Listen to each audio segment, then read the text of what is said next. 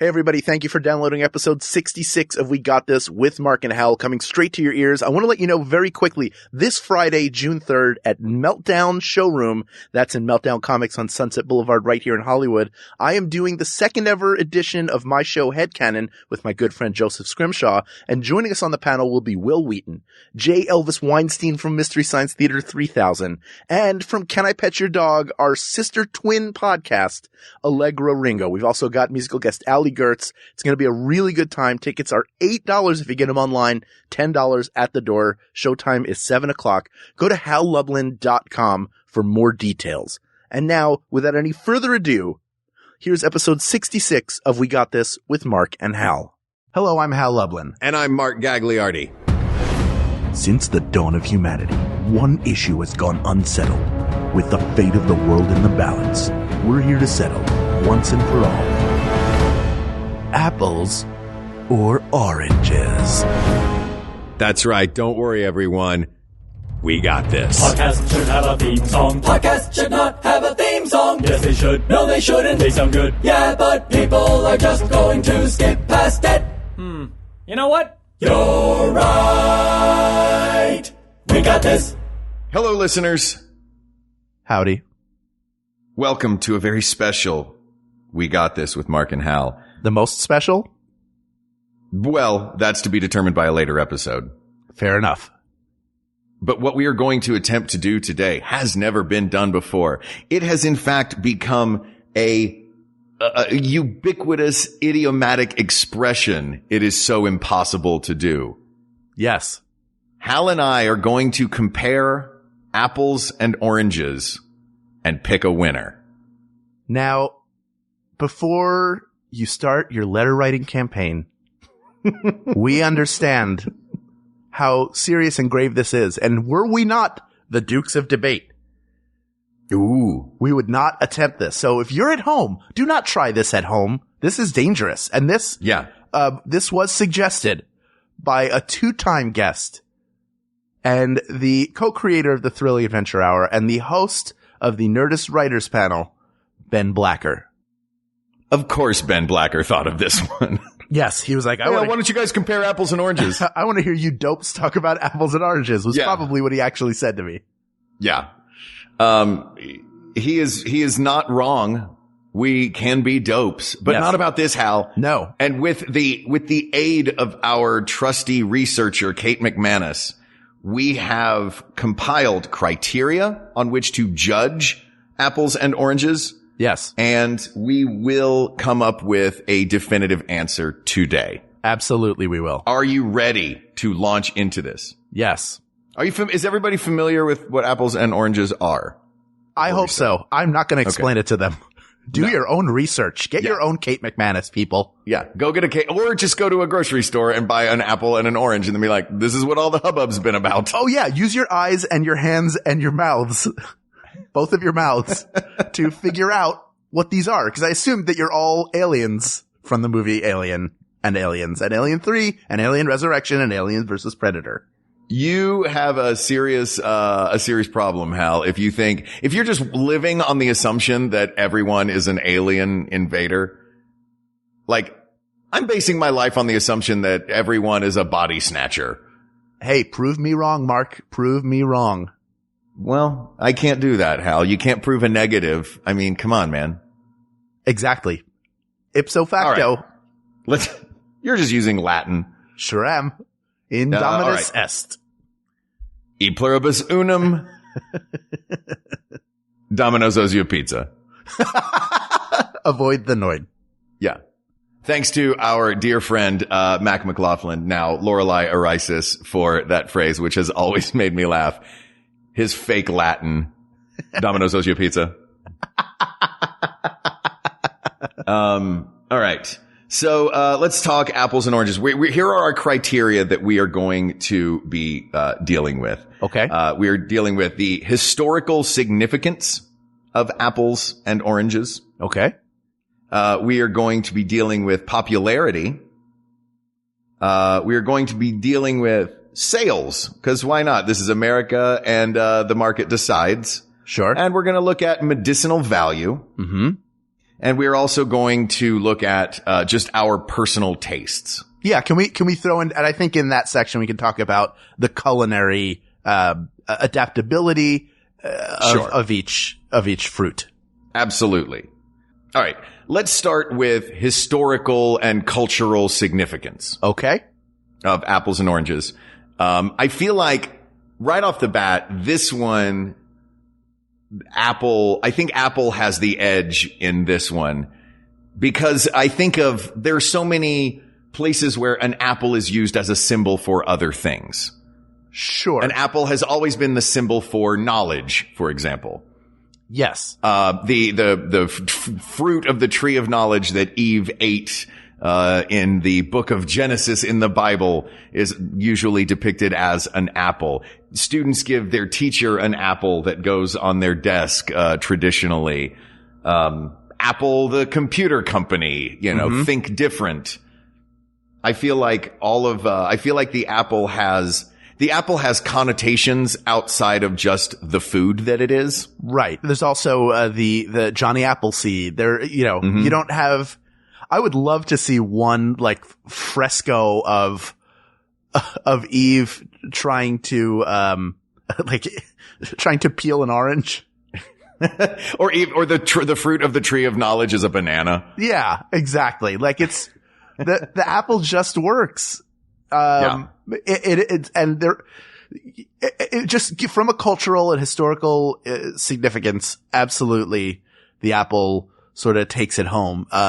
In terms of coming to the United States, the apple came here in the 1600s. It was brought over by the Europeans. There was only crab apple before. And then the University of Minnesota had something called the Excelsior Experiment Station, where they introduced several new varieties of apples, which sounds like a Manhattan Project for fruit, where they pulled together like the greatest scientific minds to create like the doomsday apple, and it just didn't work. But they're like, now we've got Golden Delicious.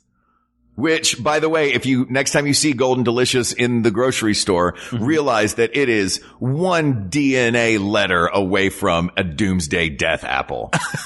According to whatever research Hal has done. I didn't get the same research packet, apparently. I'm only assuming at this point that that's what was done. But if aliens walk among us, why couldn't they have been building a doomsday apple? So, all right, let's talk about the historical and cultural significance of oranges. Okay, yes. Now, we eat sweet oranges, which are a hybrid of a mandarin and a pomelo that's been cultivated since around 314 BC.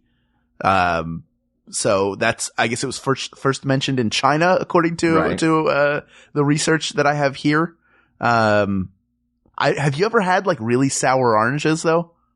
I have not. I mean, yes, but not on purpose. Like they were just bad. You know what I mean? There wasn't deliberately here is a sour orange. Right. So you haven't had like a Seville is the sour orange?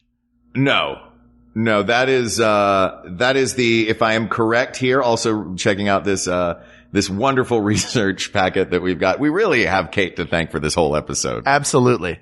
Yes. So the sweet orange, was brought to Europe in the 15th century. So it took it longer than the apple did to gain prominence. Right. But culturally, I feel like not the orange itself, but orange juice has more connotations than apple juice does. Sure. A glass of orange juice, I think of breakfast. I think of that as, and I guess, there is the cultural significance, maybe just of the orange growing regions that feel like, like orange groves. I guess maybe that's living in Southern California, though. Oranges are very culturally significant. And in Florida as well. Those are major. It is the most cultivated tree in the world. Yes. The orange tree. But I feel like at this point, we are grasping at straws to make oranges culturally relevant, when the clear winner in this is apples. Absolutely. Yes? Could not agree more. Yes. Great. By the way, you and I both have the same. I'm watching you highlight this thing. Yes, I'm highlighting who won so that we can keep track. Oh, okay. It's weird. I didn't know that in a Google Doc I could watch your cursor move around and do things. Isn't technology amazing? Can I say something nice about you, Mark? Yes. Finally, guys, after over a year of doing this, Mark recently started looking at the Google Doc. You guys, it's a trove of knowledge. He can see all the episodes we put out, when they came out. He can see the list of suggestions that I've put together. So Mark's taking a huge step forward. The fact that we're doing all of this in a Google Doc is like, it might as well be the 30th century. Yeah. Yeah. Thank you, the future. Yes. So I agree with you, though. I think in terms of historical significance and cultural significance, the apple definitely outweighs the orange. Although there are cultures other than our own where the orange blossom, they're lucky for brides to wear. That's just a number of cultures, and they're associated with fertility. But also, oranges were the original stocking stuffer. You know this? Oh, yes. The original stocking stuffer, kids in Europe would set their shoes outside and St. Nicholas would come by and put an orange in their shoes. Because he has a foot fetish. He has a foot fetish and also a giant orange tree in his backyard. Every Christmas Eve, Santa travels around the world smelling the insides of kids' shoes deeply and for way too long before depositing an orange in each, just so he knew he'd already smelled that one. Did you just create a version of Santa Claus that can't live near a school?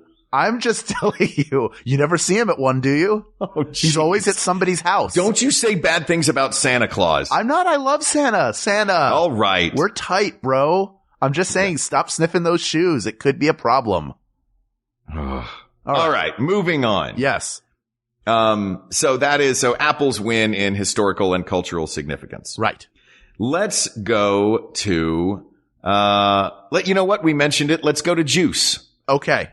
Did we even mention juice as one of the categories? I don't know if we did, but we should talk about it. Sure. Cause orange juice is like, you think juice. I think juice. I think orange juice. Right. The restaurants are more likely to have orange juice than they are to have apple juice. Right. It's as a guy who goes to bars and likes to drink, orange juice is a frequent mixer. I've never heard of anyone ordering, hey, can I get a vodka and apple juice? Well, like, I think of orange juice in a glass and apple juice in a box with a straw. Right. Now, does that make sense? It does make sense. This is a heartbreaker for me. And I know that oranges are, way more popular than apples when it comes to juice. But my absolute favorite, if you put me on a deserted island and said I could drink only one thing, I got like one drink for the rest of my life, it would be, Red Cheek, fresh squeezed apple juice or fresh pressed apple juice. It was like Red Cheek. Yes. Now this brand does not exist anymore. Yeah. Well, it was a brand for a very long time. And let me guess where this brand was based. It was not based in Pennsylvania, but that is where probably the most of it was consumed by a young Hal Loveland, because they made two varieties. Okay. They made the traditional apple juice that I'm sure you're thinking of and that most people think of, looks like a clear brown liquid. It almost looks like a sweet whiskey, and it's basically sugar water with some apple flavoring.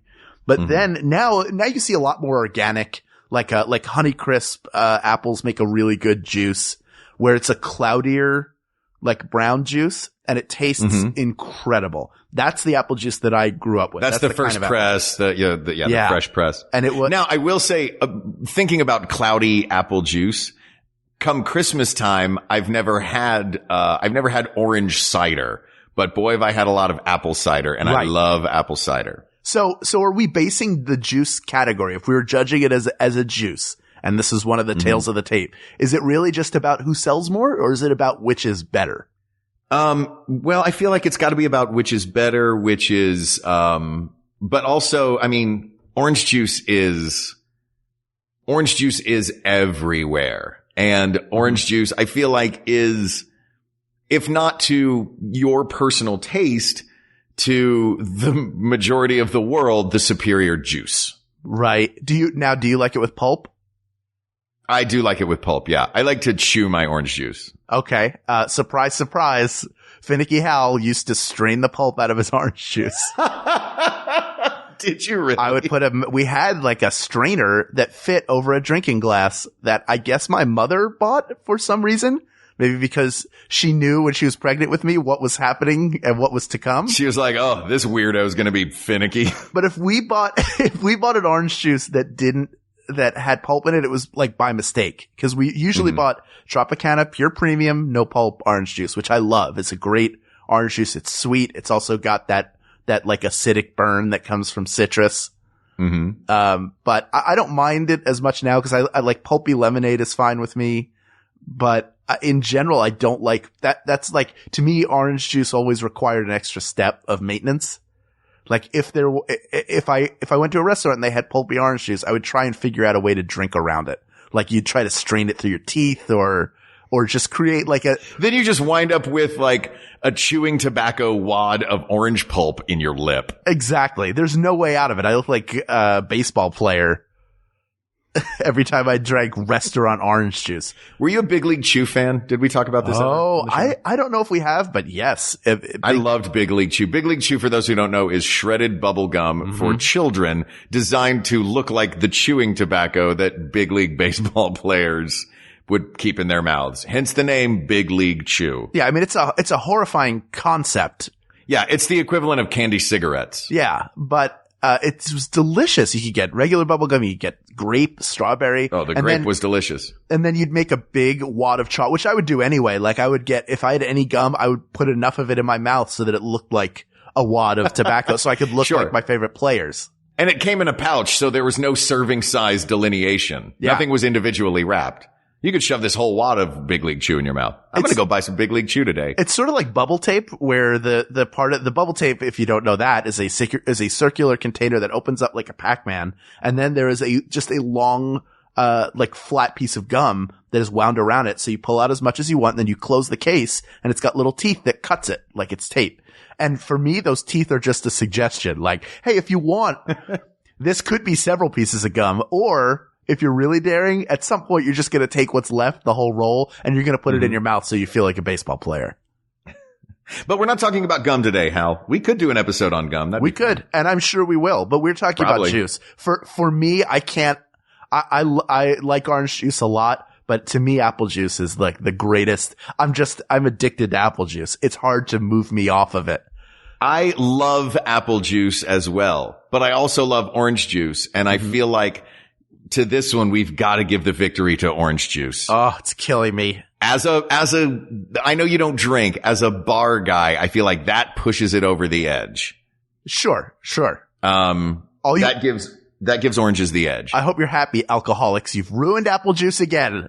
With your orange drinks and your orange beers and whatnot. Isn't there even like, there's some like, aren't there beers that you're supposed to have with like a slice of orange on the glass? Yeah, wheat beers, I think, and like a Hefeweizen and Shock Top and all those. I know too much about alcohol. And I know nothing. Yay! All right. Yes. So that is those two. Yes. Let's take a brief break from comparing apples and oranges, and introduce you guys to some of the other fantastic shows that we have to offer you on the Maximum Fun Network. And when we return, we'll do a little palate cleanser, take a break, and just throw out a few fun facts about both oranges and apples. How does that sound, Hal? It sounds great. All this and more after the break. The three of you enter a cave of a big red dragon and is standing over a hoard of precious golden rubies. And he says, "What do you do, adventurers? I'm a dragon man." I cast fire on him. It's very good. I address the red dragon and say, we're the hosts of The Adventure Zone, a podcast about family playing Dungeons and Dragons. Very good synergy. Commit to the bit. I rolled to charm new listeners. It is very effective, against all odds. Everybody, we're the McElroys. We host The Adventure Zone. It's a podcast where we play Dungeons & Dragons together. It's a comedy podcast. We don't take the rules too seriously because there's a lot of them, and we did not take the time to learn them. Maybe listen to us. We come out every other Thursday on the Maximum Fun Network. You can find us on iTunes or on MaximumFun.org. I think this promo is a critical hit.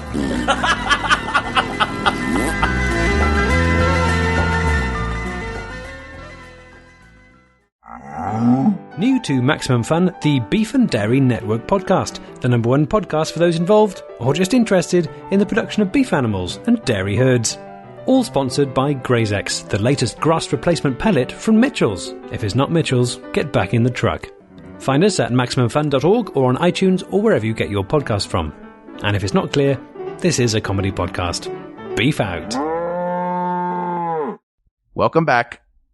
Welcome back. How were the commercials? I really love them. I feel so lucky that we're on this network, and there's so many cool shows that are on here to listen to. And I love that we get to expose our listeners who maybe aren't familiar with the rest of the network to new shows every week when they listen. And I like any commercial break that is advertising my friends. Yeah, exactly. Like, sold. All right. Let's just throw out a couple of fun facts about the apples and the oranges before we jump back in. Sounds How's that? Sounds great. We'll make a game out of it. Okay. I'll take oranges. You take apples. And we'll just go back and forth. We'll see how many we can rattle off. Okay. Ready, go. Okay. The apple tree belongs in the same family as roses. Oranges are infertile unless they are hybrids. That is gross. There are more than 7,500 kinds of apples. Contrary to what most people think, the orange was not named for its color. Instead, the word orange comes from the Sanskrit naranga, which comes from the Tamil naru, which means fragrant. Apple trees take 4 to 5 years to produce their first fruit. And after chocolate and vanilla, orange is the world's favorite flavor. What? Hold on. Yeah. Really? Mm-hmm. Mm-hmm. The rest of the world is weird.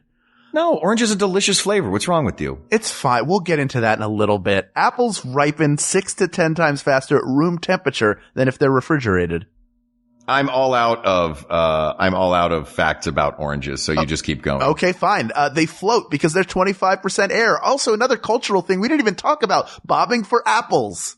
Bobbing for oranges has never been done. Nobody does that. Nobody goes bobbing for oranges because you don't want to bite into that waxy skin. But apples also have already won the historical significance, so that's not changing anything. I know, but I mean, there are a lot of times where you leave stuff out. That's a pretty big cultural piece there. You know what I'm realizing? By the way, bobbing for apples is super gross.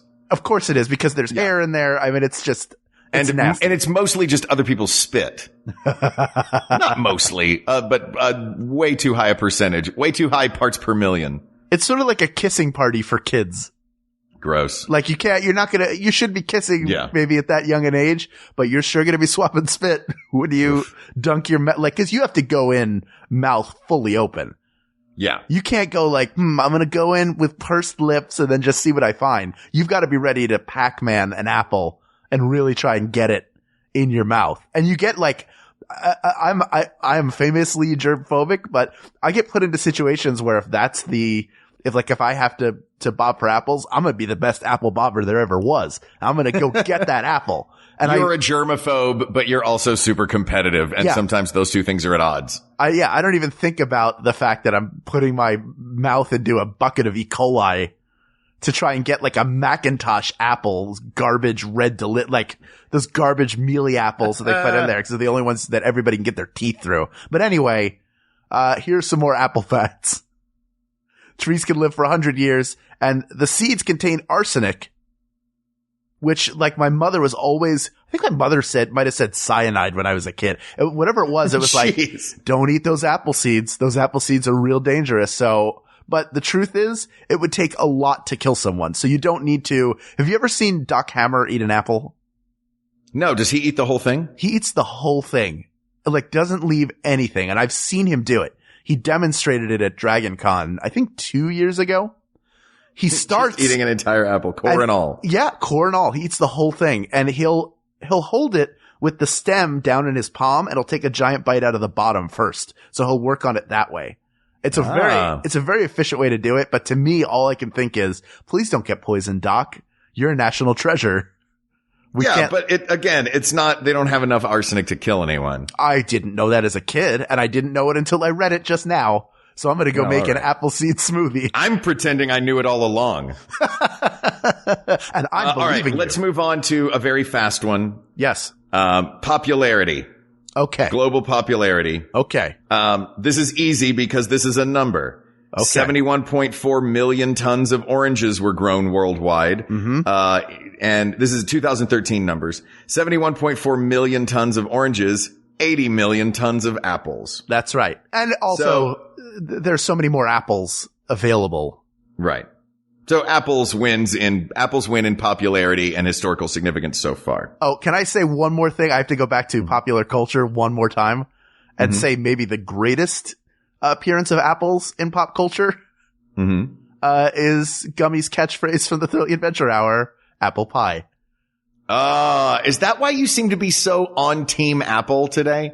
I really feel like you're not so subtle about your preference in this one, Hal. Well, I love apple juice. And for 10 years, I got to say apple pie on stage to raucous applause. I mean, the Q rating on the middle segments of the Thrilling Adventure Hour is just through the roof. But call me when you get one of the tent poles. Exactly. Moving on.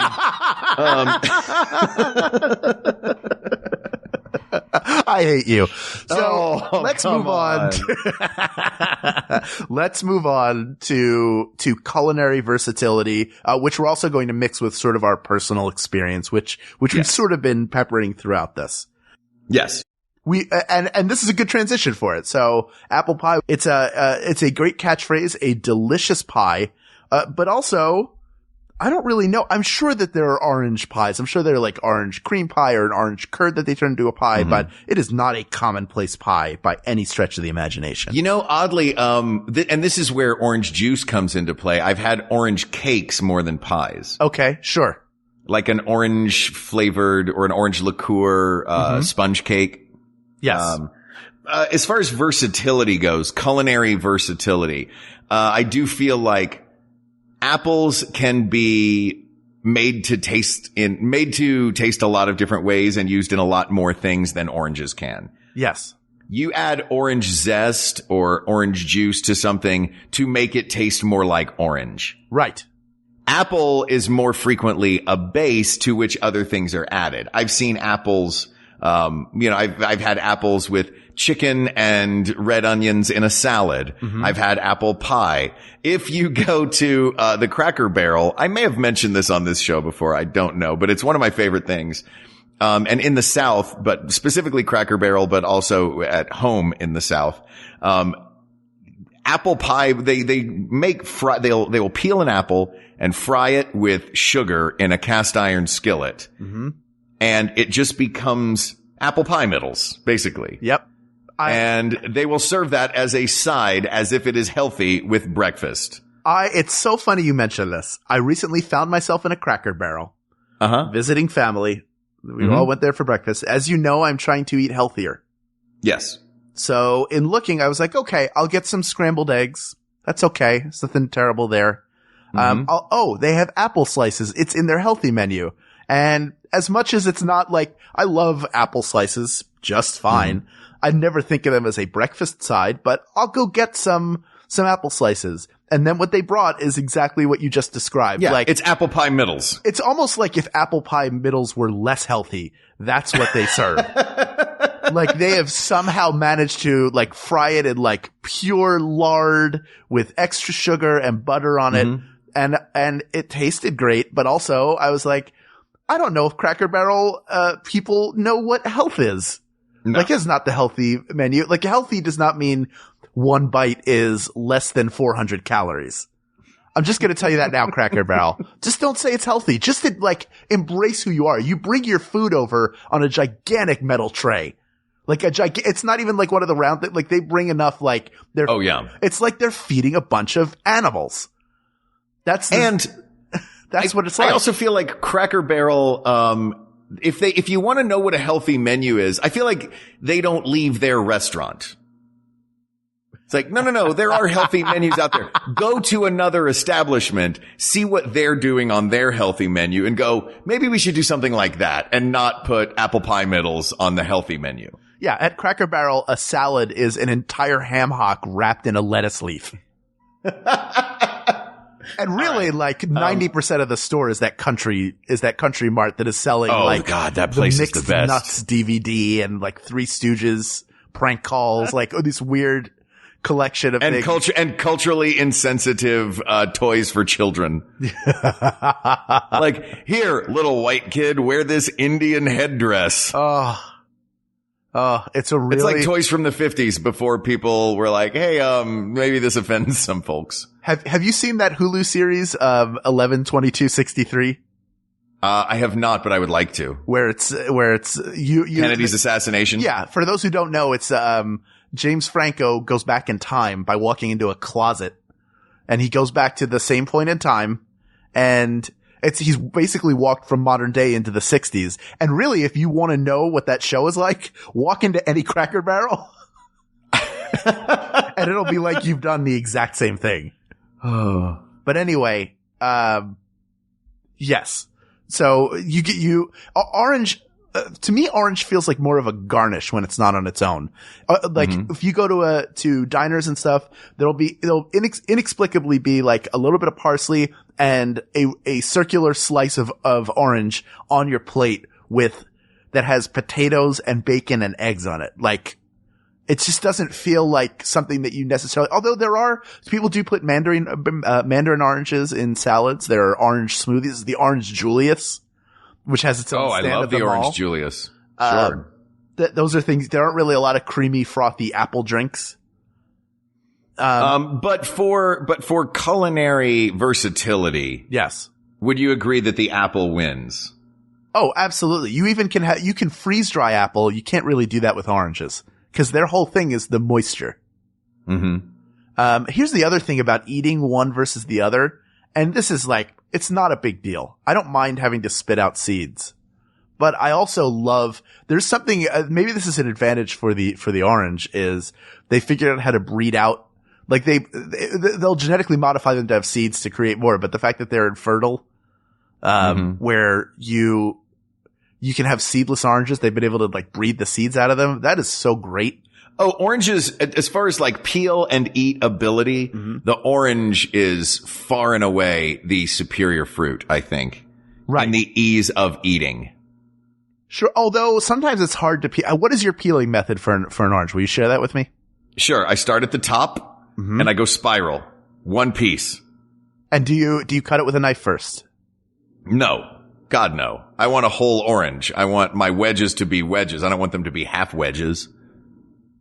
Well, what I'll do I mean my peeled, pop the whole thing in your mouth wedges. I do frequently like an orange wedge, oh my God, how did we forget this cultural significance wise? Orange slices after a soccer game when you're a kid. Oh yes, of course. That's a huge one. That I do like with the peel on, cut with a knife into wedges. Also culturally significant, the orange wedge in The Godfather. Oh yes, oranges when Marlon death. Brando puts an orange wedge in his mouth and then dies. But wait, did you just say that orange wedges in general signify death? No, in the Godfather films they do. Almost any time a character is killed, you will see an orange somewhere. It is a portent of death in the Godfather saga. I did not know that. But also those slices, if you eat at a Chinese restaurant, you usually get orange slices at the end of the meal. Mm-hmm. But here's the thing. My favorite Chinese food restaurant, which is back home, China Garden Inn. I love it so much. But if you get ice cream there, sometimes they'll bring out ice cream as a dessert, and it'll be ice cream for everybody, a bunch of scoops of ice cream in a bowl. Then they'll put orange slices at the base. Get those oranges out of my ice cream. You don't like the? No, I don't like orange creamsicles though. Yeah, but you're also culinarily 8 years old. Yes. Yeah. Some people like that. When a restaurant does an interesting thing, people like that, Hal. Is that interesting, or is that just this'll make it look pretty? Because it feels like if you're going to do that, you would probably wedge them in instead of having them just sort of. I guess that's true. Creating a protective border around the edge of the bowl. Yeah, but a delicious protective border. Oh, sure. It's definitely highly edible. All right. So let's keep this rolling. I feel like, sorry, I have to say one more thing about the culinary, which is, neither of them are good covered in chocolate. Can we stop with the chocolate covered orange slices? I like chocolate covered orange slices. I disagree completely. I think orange and chocolate is a perfect flavor combination. One of my best friends, Damien, who I believe you've met before. Yeah. He's one of those guys who likes like weird combos of food. Like he just has an interesting palate, I guess you would say. And he's one of those guys who everybody assumes he loves chocolate covered oranges. But I did not know that was a thing that people assumed about people. But he hates them. He's just like, it's just like, oh, Damien, you love weird things. Here, have a chocolate covered orange. And he cannot stand them. So as a joke, I have not come across them that frequently. For many years as a joke, I would buy them for him. Oh, okay. And present them as if I did not realize that he hated them. Because you're really mean to your friends. I'm a troll. I'm an absolute troll. But in real life, not an internet troll. Yeah, I'm a real life troll. I don't internet. I want you to know. You're a sweetheart online. You're a jerk in real life. That's right. I can't even say that. I'm a jerk on the streets and a troll in the sheets. Wait, hold on. Hang on. Moving on. So, anyway, yes. All right. It sounds like Apple is coming out of that one the victor as well. Yes. For culinary versatility. Absolutely. I love oranges. I'm a big orange fan. I mean, growing up, another cultural thing, you and I both, I grew up in a town, whose college mascot is the Big Orange. Tennessee, Yes. the Volunteers, Big Orange. And you went to Syracuse, whose mascot is the Orange Men. Is literally an orange. Otto the Orange, who I saw get into a fist fight with a guy my senior year. Jeez. That's because somebody jumped him. Somebody jumped him. It wasn't, Otto was protecting himself. We were all, let's not forget, inside Otto the Orange is a college student. And we all remember how we were in college. Exactly. Or if you haven't been there yet, or don't plan to go, we're not at our human best. No, it's basically a zoo. It is an animal house, but not like a cool one like National Lampoon. It's just like people at one of the worst points in their development just going through it. Not every, you're all good people. I get it, but it's not like, you look back on it, there are good memories, but there are also a lot of like, what was I doing? Oh yeah. You do a lot of dumb stuff in college. And also that ranks up there, among the hygienically worst times of life with like 13 years old. Yes. A lot of smells. Yeah. All right. Let's move on to, and this one, Apple has been kind of whooping orange for a little while. Mm-hmm. But this one I think we have to weigh heavily. And this is one where orange clearly is the victor, and that is medicinal value. Yes. The common phrase, an apple a day keeps the doctor away, in a 2015 study was debunked. And we can put up a link to that study that Kate found. Yes. An apple a day people who ate an apple a day did use fewer prescription medications. But there was really no evidence that the proverb is true. One small thing, they may prevent strokes. That's not a small thing, but, a 2011 study showed that apples may prevent strokes. Yep. A 2012 study showed that they lower bad cholesterol. But other than that, they are pretty low in essential nutrients and also contain arsenic. And they're a lot of sugar.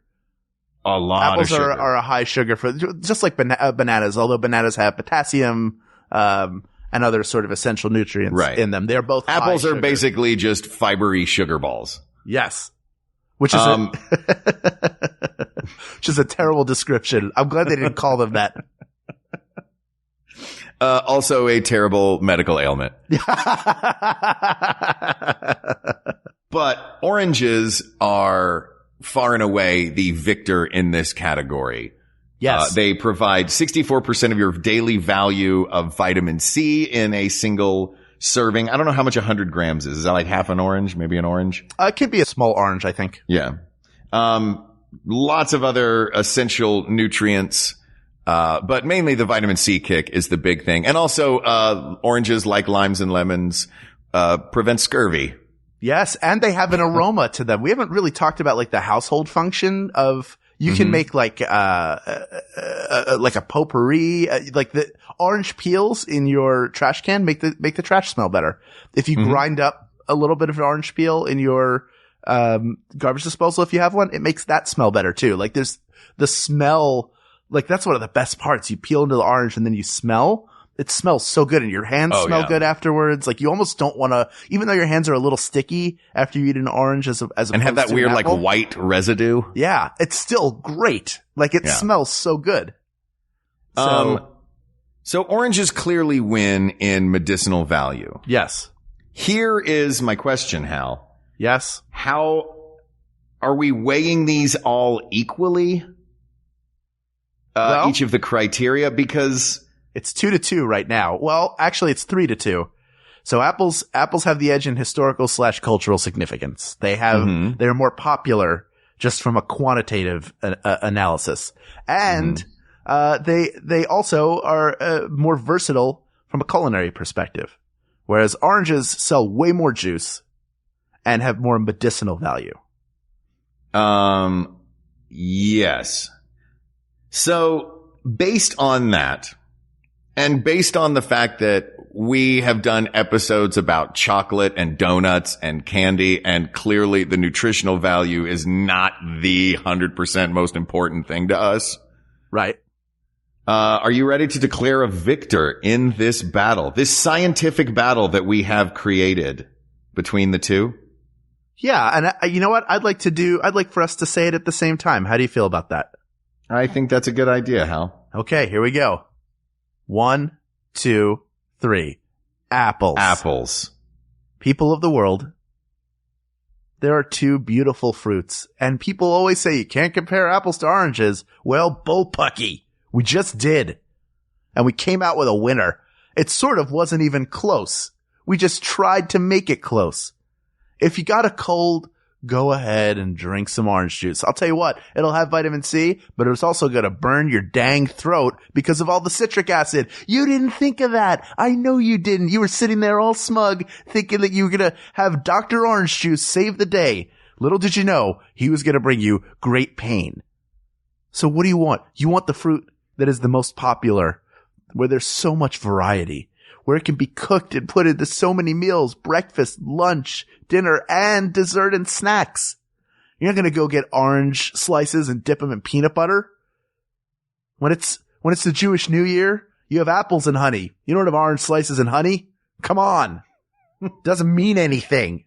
You won't be smarter after you have some oranges. You get smarter from apples. That's what we all know. Hey, I'm on a roll here. All right. It's so clear.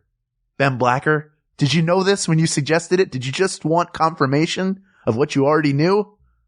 That apples are better than oranges? Because now you have that confirmation. Ben Blacker, asked and answered. Apples win. But, and this is a big but, there are many more topics to discuss. So please reach out to us on Twitter at We Got This Tweets, or in the Maximum Fun subreddit, what do you call them? Flame war? Yeah, they're flame wars. It's just people fighting on the internet, which is basically a lot of Reddit anyway. Right on. So go to that. Or you can go to Facebook at facebook.com/We Got This Podcast, or email us at WeGotThisPodcast@gmail.com. Thanks, as always, to Jonathan Dinerstein and Mike Furman, our musicians, for our score and song. And thank you to Ken Plume, our producer, our researcher, Kate McManus, who gave us so many fun-filled facts for today's episode. Thank you to graphic designer Uri Kelman and QA engineer Jen Alba. Thank you, as always, of course, to you, our listeners. You guys, we did it. We compared apples and oranges. No one said we could do it, and we did it because of you. Mm-hmm. Thank you. Thank you. Thank you. That's right. For Hal Lublin, I'm Mark Gagliardi. And for Mark Gagliardi, I'm Hal Lublin. And don't worry, everyone. We got this. We got this. MaximumFun.org. Comedy and culture. Artist owned. Listener supported.